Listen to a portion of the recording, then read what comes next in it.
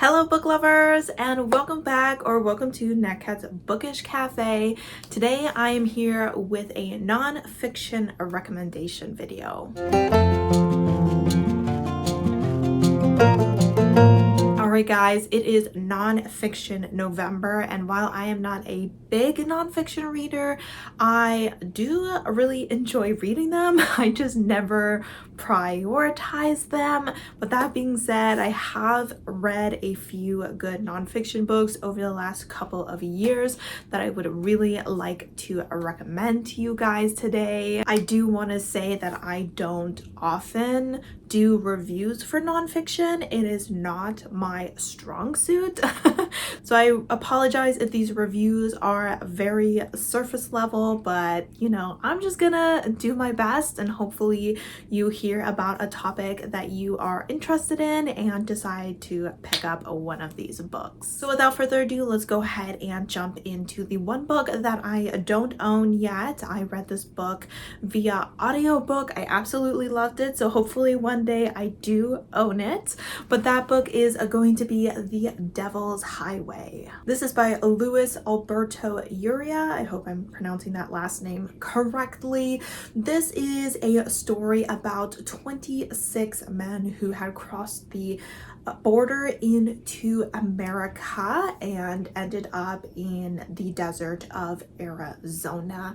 And at the end of their journey, only 12 of them had survived.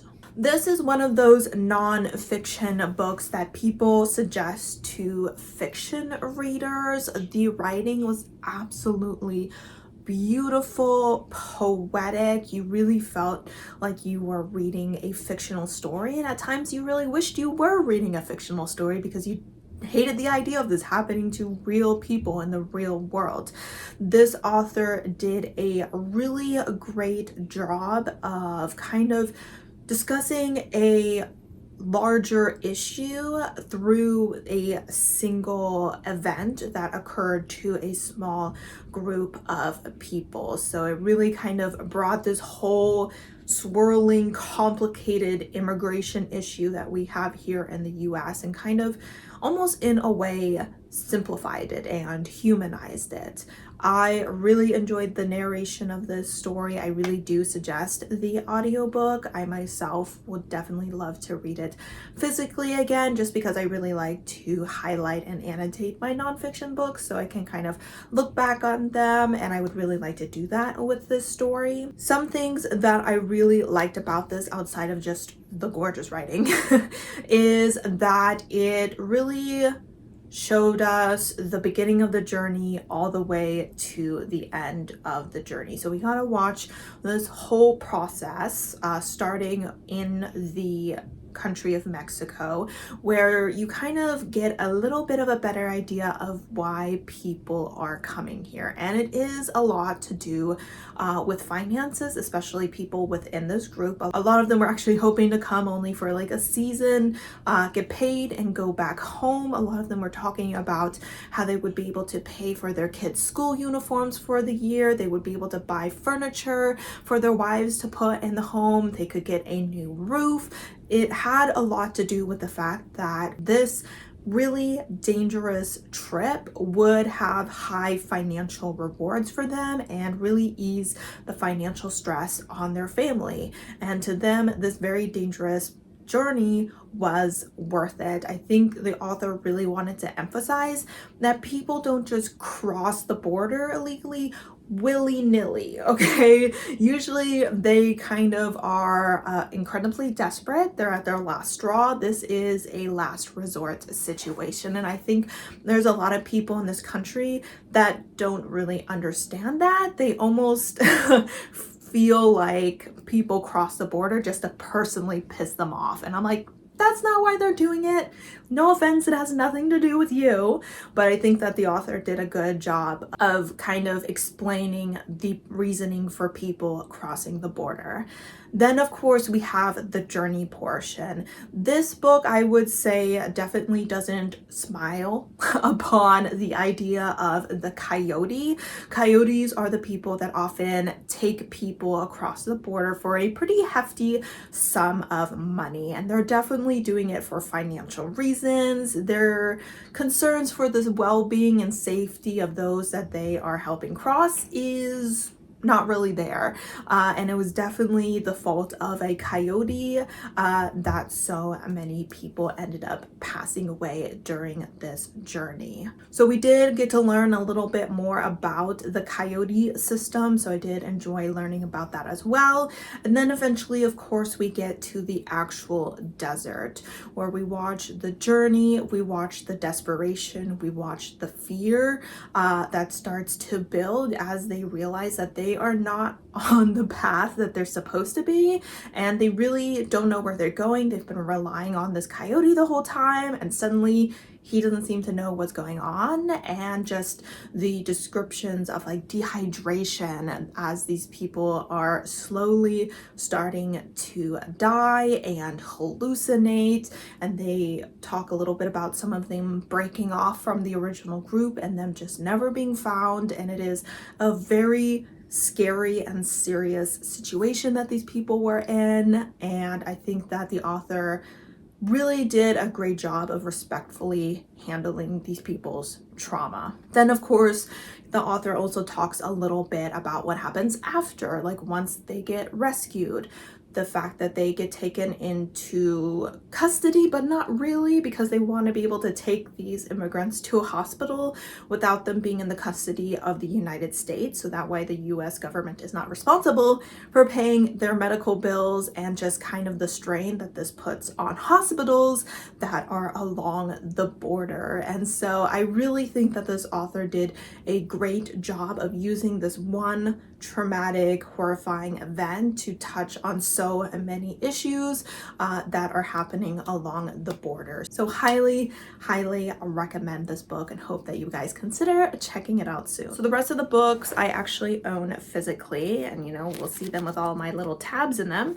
The first one I want to go ahead and talk about is Ace: What Asexuality Reveals About Desire, Society, and the Meaning of Sex by Angela Chen. So this is a book that talks about asexuality. I will say that it also touches on people who are aromantic. Essentially, being asexual is something that I identify as. It's people that are just not really sexually attracted to people. Asexual people may want to have romantic relationships, but just not be interested in having like a physical relationship with that person. Like with all other areas of the sexuality world, asexuality is on a spectrum. There are people who are just not interested in sex. There are people who are gray sexual, don't want to have sex very often. Demisexual may only be able to have a sexual desire for someone once they have a strong emotional connection. There are people who are sex repulsed, where the idea of having sex makes them want to and of course, and then we're also dealing a little bit with aromantics. Aromantics may have interest in being sexually involved with people, but are not interested in romantic relationships. They are only interested in platonic relationships. So that's kind of what this book is about. This is a book that I read, I want to say it was back in 2020. I want to say I was reading this in the first vlog that I ever posted on my channel. It was a difficult time because while I was reading this, the Roe versus Wade also got overturned. So not the greatest memories associated with this book. But that being said, it was still kind of at the beginning of my journey of kind of figuring out if asexuality was a label that I could identify with. And I would say that this is a really great story for people who are kind of just trying to learn the basics of it. Is this something that I can see in myself?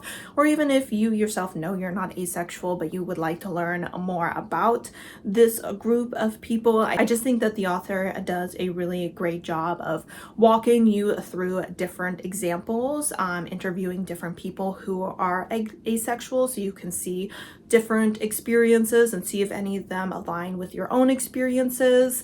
I will say one of the things I really enjoyed about this book is that the author is talking about her own personal experience, and she's very much pointing out her stumbling blocks that she had along the way, the mistakes that she made along the way, some of the misinformation that she carried with her. And I think that was really helpful along the journey for you to see someone to be like, hey, this is a mistake that I made. This is something that I thought that was actually quite harmful to think. And then you can be like, oh, I had those thoughts as well. And now I know that that is wrong, but I also know that I'm not the only one who thought it and that I'm not a bad person for thinking it. The main example that I mean when I say that is she was talking about aromantic, specifically men who identify as aromantic, and the fact that a lot of people are like, so you're a man who's okay with having sex but not being in a romantic relationship. Okay, sounds a little suspicious. And then she started to talk to men who are aromantic, and no, it's not just an excuse to be a horn dog, you know, to be a player. It is actually who they are as a person, and they just enjoy having sexual relationships with people, but they are also okay with just platonic relationships, and they're not doing this to hurt people or because they're sex addicts or because they are afraid of commitment or anything like that. And viewing them as that and judging them off that is not okay. And as soon as she said that, I was like, oh, honestly, that's the first thing that I would think if I saw a man who was like, yeah, I'm okay with having sex with people, but not in a relationship. So stepping back and kind of being like, okay, just because someone does this and this doesn't mean this. Another thing that I think this book did a good job of is how hypersexual our world can be, despite the fact that, you know, a lot of religions will tell you about purity culture and not having sex until marriage, and that there is a certain amount of shame around sex, you know, especially when it comes to women and whatnot. At the same time, a lot of people see sex as a huge part of a relationship. You know, are you just friends unless you're having sex with them? Because I mean, if you're not having sex with someone, aren't you just like best friends? Like, are you guys really in a romantic relationship?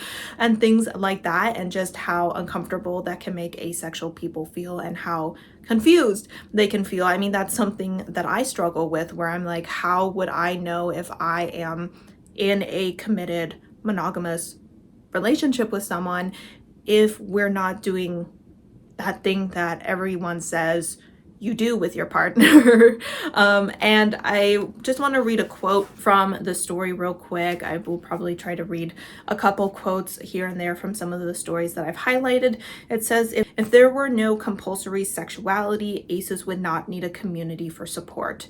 If aces make a big deal out of being ace and demand to be recognized, if we have created groups of our own, it is because we want a place away from sexual pressure.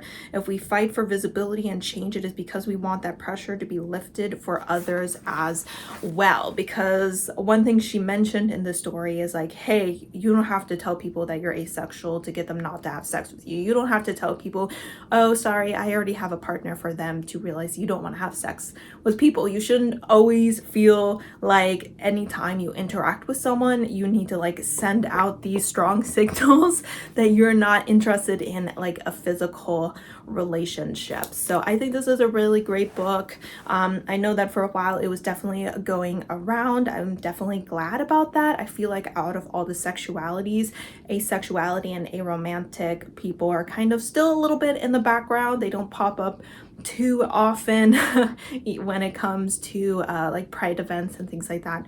So as an asexual person, I definitely appreciated this story, and hopefully you guys can get something out of it as well. All right, the third book, I would say if I had to say only read one of these books, I would probably lean towards this one. This is definitely the book that I reference the most in like day-to-day conversations. Maybe not day-to-day conversations, but especially like political conversations, and that is going to be Evicted by Matthew Desmond. This is a story about this man, a reporter, who went into Milwaukee, which has very high poverty rates, high eviction rates, high crime rates, not a great place.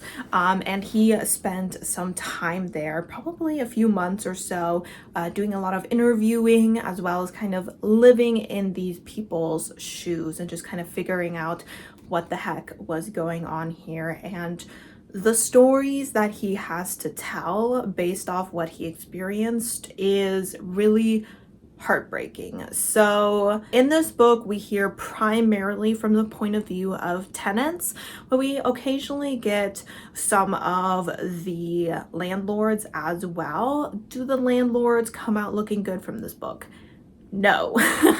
If you know landlords are not the best people, this book will continue to provide proof for that. They definitely are not the most empathetic people, and they definitely seem to take advantage of not just the people that are living there, but the laws and regulations that government puts in place in an attempt to protect certain people. This book did a really great job of showing us individual stories of people who have been negatively impacted by evictions. Evictions, I'm sure you know, are essentially when a tenant is being usually forcefully removed from the place that they have been living, oftentimes due to them not paying rent. This book not only shows the negative impact that eviction, the threat of eviction can have on individuals,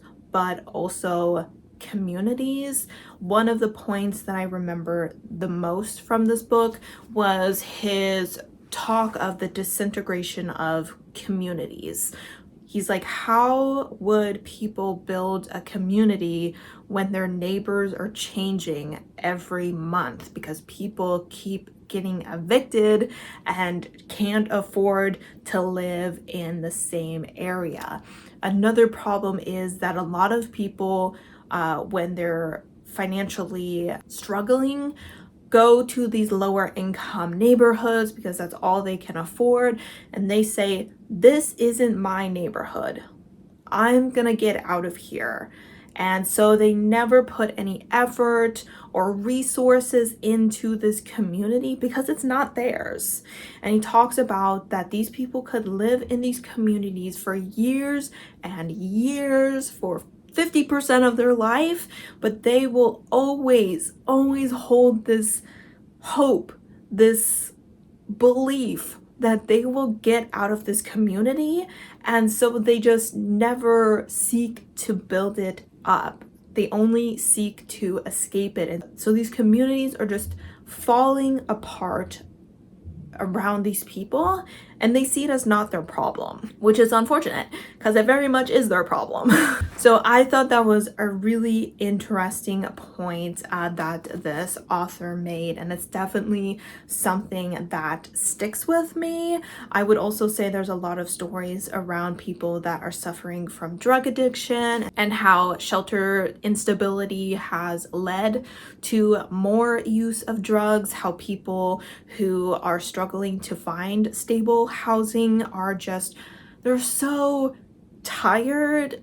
They're tired and they're cold and they're hungry and they're stressed, and they go to drugs to escape. So it also talks about how the eviction and going between living in a crappy home and being homeless and trying to scrape together money to live in another crappy home leads to higher rates of drug addiction within these areas because people just don't want to be present in the reality that they are living in. And it also talks a lot about like some laws and regulations and whether or not they are beneficial to people, how landlords abuse those systems. It was just a really eye-opening story for me. I really think that reading this story could really create a lot of empathy around the people that are seeking funds for stable housing, because it is unfortunate that nowadays we see so much anger around welfare, how angry people get when others are receiving help from churches or from nonprofit organizations or from the government, how they see these people as just lazy and abusing the system. But you can definitely see that these are people who have just been pushed down one too many times, and they're trying to get up and they could use a little help. So I do definitely think that this book could definitely help people empathize with those who do need help finding housing and paying for housing for themselves and their families. So this is a book that made me tear up a couple times. Let me see if I can find some quotes in here, just some random quotes. Let's see what we got going on here. In Milwaukee's poorest Black neighborhoods, eviction had become commonplace, especially for women. In those neighborhoods, one female renter in 17 was evicted through the court system each year, which was twice as often as men from those neighborhoods, and 9 times as often as women from the city's poorest white area. Women from Black neighborhoods made up 9% of Milwaukee's population and 30% of its evicted tenants. If incarceration had come to define the lives of men from impoverished Black neighborhoods, eviction was shaping the lives of women. Poor Black men were locked up. Poor Black women were locked out. I think that this writing was really impactful. I think that he did a really good job with his research, and this is definitely a nonfiction book that I suggest everyone checks out. All right, book number 4, we have When They Call You a Terrorist, a Black Lives Matter memoir by Patrice Kahn-Kollers and Asha Bandeli. So this was a story that I would say is kind of broken into a part 1 and a part 2. The first part talks a lot about our author's childhood, her experience living in a neighborhood with high police oversight, with a brother and a father who were in and out of prison due to issues with drug and mental health issues. And then the second half focuses a little bit more on how she and some of her friends created the hashtag Black Lives Matter and how that kind of turned into a bigger movement. Now, I personally find the first half of this book a little bit stronger than the second half. I felt like the second half, focusing on the Black Lives Matter movement, really struggled to stand up to the more memoir portion of this book, where she was really talking about her father and her brother, because that part of this book is so impactful. I think about it quite often, especially her brother's experience. Her brother, I believe, suffered from maybe like schizophrenia or something, and he ended up in prison multiple times due to him being arrested during a mental health crisis instead of being offered any sort of mental health assistance. And they kind of have this 3 strikes and you're out kind of situation. And so when he got arrested 3 times for these mental health crises, they kind of really said, okay, now you're like a criminal. The descriptions of what they did to her brother, her desperation to find him in the prison system, because they make it very difficult for family members to find their family members, their loved ones within the prison system. Her witnessing her brother having these mental health crises in the courtroom and the prison just wheeling him out like strapped to a gurney with like a muzzle on, and him just thrashing around is really some impactful writing within here, some very impactful visuals that she presents to us on just how unfair the police system can be to the Black community, especially to Black men. I cannot even begin to imagine the horror that was her brother's life, to be someone who is suffering from such severe mental health issues and just never being given the proper medication, proper therapy, constantly being in these prison systems that would rather strap you to a bed or throw you into solitary confinement than to give you any sort of medical attention.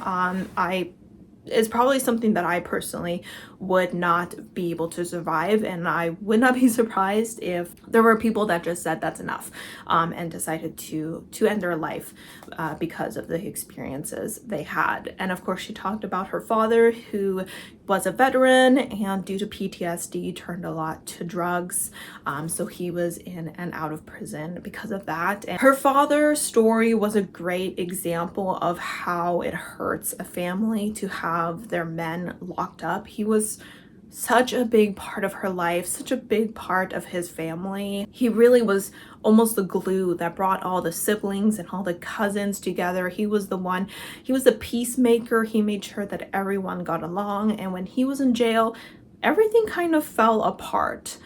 People would just not really see each other anymore. They wouldn't get-togethers anymore. They would just kind of self-isolate. They almost seemed to kind of just lose a little hope and a little joy in their life. And you're just watching this through her young eyes, where she's not just losing her father, but in a way losing her whole family as they kind of just turn into themselves after losing someone so important to them to the prison system. So that was really heartbreaking to see. She also talks a lot about the police within the neighborhood, how her neighborhood was essentially a war zone where they would criminalize young Black men from a very young age. They wouldn't allow these young people to kind of loiter on the streets despite the community not providing them any community centers or parks for them to hang out with. So obviously they're going to hang out in the alleyway. Where else are they going to hang out at? And how these boys have been taught from a very young age that they are criminals and that the police are out to get them. And so a lot of them started forming gangs as a way to retaliate to the police. So because often they say more police will create safer communities and will decrease gang activity, in reality it was doing the opposite, because these communities were being essentially assaulted by these police and they were fighting back, which was creating higher crime rates and more arrests. So it was very counterproductive to what it should be doing. So lots of great things in here. Like I said, the second half does talk a little bit more about her experience with the Black Lives Matter movement, the communities that they would go into and how they would help those communities. But I really do think that the first half of the book is what makes this book a 10 out of 10 reading experience. And I forgot to read a line from here, so let me go ahead and read a quick line that has to do with the policing of these Black neighborhoods. It says, they took a defensive posture against what looked and felt like an actual advancing army, as in these gangs took a defensive posture, that came in on foot and came in police cars, for which the county had appropriated even more dollars to patrol us with. So essentially what that's saying is that instead of putting money into the community centers, education, parks, rehab facilities, stable housing, they were putting all of their money into the police, and it was making things worse instead of better. All right, and the last book on this list is going to be a collection of essays by Muslim women. It's not about the burqa. Miriam Khan is the editor, but there are a ton of different writers in here. As with all essay collections, short stories, anthologies, all that jazz, some of them were definitely stronger than others, but this is a really great story to read about, because when we hear about the Muslim woman experience, it is not that common that we hear about it from actual Muslim women. And this book was kind of created to give these women the opportunity to be like, hey, this is my experience and this is what I need, and I'm the one who knows that best. I think that this is a really great book to read. We spend a lot of our life being told that these women need to be saved from a patriarchal religion, from a male-dominated society, and we often kind of take our Western views and assume that what we have is what they want. But that's not always the case. They are different people from a different culture, and so they have different needs and wants, and that's totally fine. And since we are trying to make things better for them, who better to ask than them?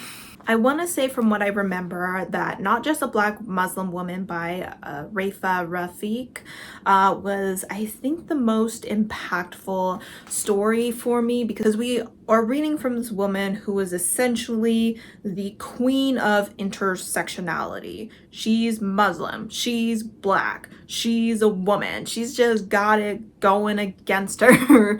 And hearing her story was just so inspiring. She was such a strong writer, such a strong woman, and so I definitely would say out of all of these, it is towards the back, well worth the wait though, that her story definitely impacted me the most. I really enjoyed hearing these women's experience and relationship with their religion. A lot of them talked a lot about how their religion is very positive towards women, but it is the patriarchal skewing of this religion that has hurt them. So they have a strong relationship with their God because they know their God loves them, respects them. It's just the men in power and their society that are the issue. And so they often struggle with people going after their religion specifically because it complicates their relationship with the religion. So I really think that this was an interesting book to read about. I think, like with all issues, that we should be reading stories and essays from the point of view of those who the issue actually impacts. So I'm gonna see if I can find some lines in here. Therefore, I call for a dance when the white man's gaze is on us.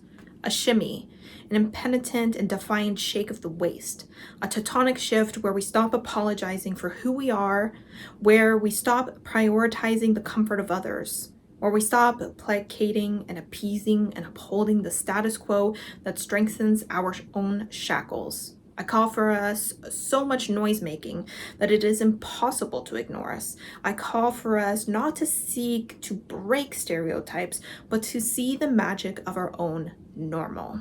So that is from Not Just a Black Muslim Woman, my favorite story in here. So I hope you guys consider checking out this one as well. All right, guys. So these are all the books. As you can see, I have tabbed them up the wahoo.